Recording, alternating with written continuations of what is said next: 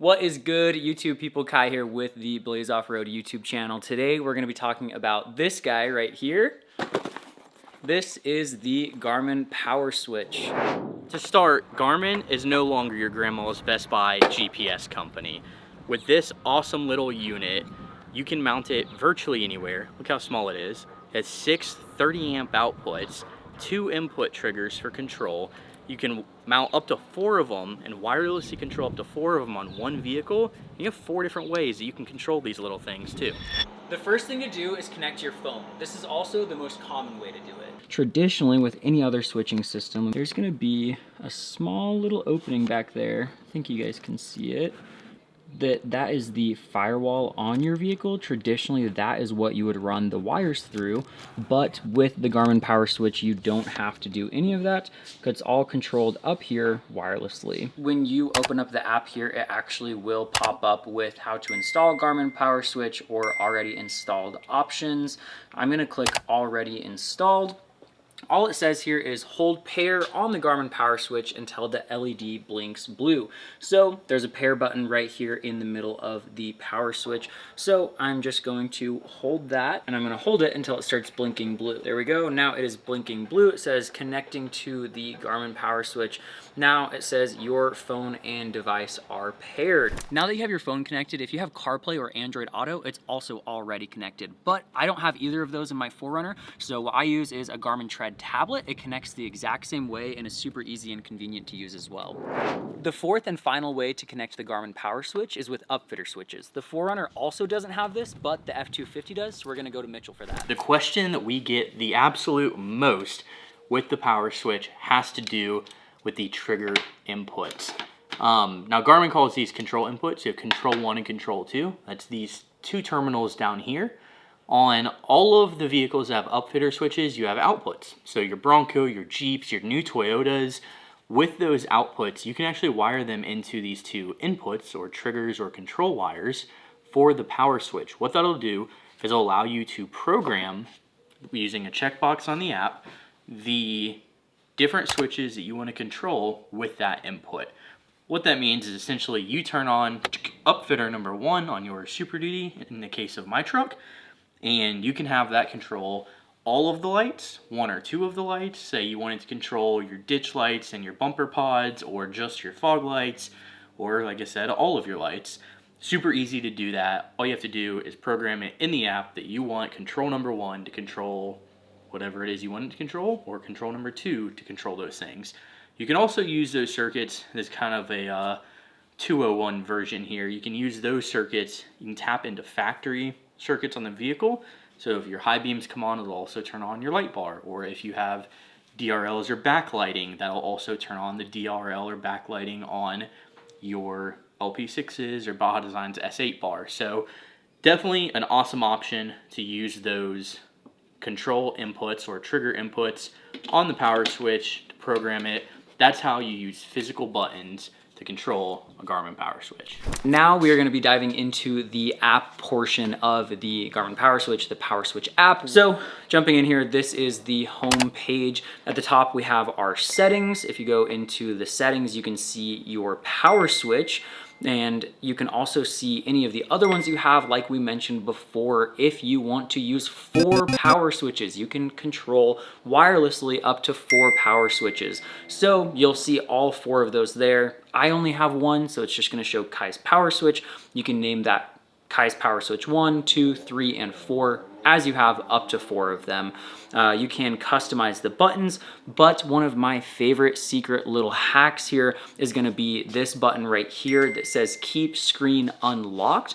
If you're somebody who uses your phone, if you don't have Apple CarPlay or Android Auto, or if you don't have a Garmin tablet, then this is gonna be the main trick, is sliding that little toggle right there, because it's gonna allow you to keep that app open. As long as you're in the app, it will not shut the screen off on your phone. So for me, last year, I drove my 4Runner up to Alaska and spent 5 months up in Alaska. I was driving home in September. In September, it starts to get dark again up there. In the summer, they have, you know, the midnight sun, like it doesn't really get dark there. But September, by the time I was driving home, it was starting to get dark again. And so I would use my light bar from Diode Dynamics on the 4Runner to light up the road. Obviously, it's way better than the halogens on my 4Runner, and I would be turning the light bar on and I would drive for, I mean, half an hour basically without seeing another car. And then I would come around a corner and there's a semi truck all of a sudden, and I'd have to hurry and open up my phone and get it to unlock, read my face, and I'd have to turn off my input for the light bar so that I'm not blinding this semi truck driver, and it would constantly just turn the phone screen off. So if you click that, plug your phone in, it's gonna remain on the entire time until you close out of that app. That's another big secret that nobody tells you, but I figured out because I've been using this for the last year and a half. So definitely turn that on if you're somebody who uses your phone to control your power switch as well. Also on the home screen here, you're gonna see all 6 of your input buttons. You can go to the edit function, and this is where you're going to customize pretty much everything. So for this example, since I only have the one light bar, that's gonna be switches 1 and 2 for me basically. So on 1, that's where I have the main beam feature, and then on 2, that's where I have the backlight. So let's go into number 1. You're gonna want to click the edit button on here, and then it says button label. So button label, you can basically rewrite that to whatever you want to be. So I use a Diode Dynamics SS5 light bar, so I'm going to type in SS5 light bar. For this first one, you can control the icon. You can see there's just a million different options here for whatever device or accessory it is that you're wanting to power. For me, I just use this light feature right here. That's the one that I choose to use. Moving on, after the icons, you can choose button color. This one I leave gray for the main beam, just to know that that's what it is. You can also go into the button modes here. In button mode, you're gonna have normal, which just leaves it on, you tap it once, and then your light bar is gonna stay on until you tap it again. Or you also have the momentary option, and momentary, what it does is when you tap the button to turn on that trigger, what it's gonna do is it's gonna turn your light bar on, or your light, or whatever accessory it is that you're using, as long as you're holding that button. So as long as you're holding it on your phone, or your Apple CarPlay, or your Garmin PowerSwitch, or as long as that Upfitter switch is on, it's gonna just leave it on. But then as soon as you let go or flick the switch back off, it's gonna turn it back off for you. We also have the strobe feature. The strobe feature is really important, and not for the reason that a lot of people would think about. Most people are gonna be like, hey, why would I want to strobe anybody? I don't need to use that feature. But you actually do. If you're using this on a side-by-side or your overland rig, if you're driving on those dusty trails, it's throwing things up and you have other rigs around you, maybe you're worried about getting rear-ended. If you have chase lights, this is where you want to program those chase lights. So you'll go into the strobe feature. You can change how long you want the lights to stay on for, and then also go off for. So this is the strobing feature that gives you the chase lights. It flashes and it tells the person behind you, it says, hey, this is where I am, I'm in front of you, don't speed up too much or don't brake, don't get too close in this, low light scenario. But this is the section where you control it.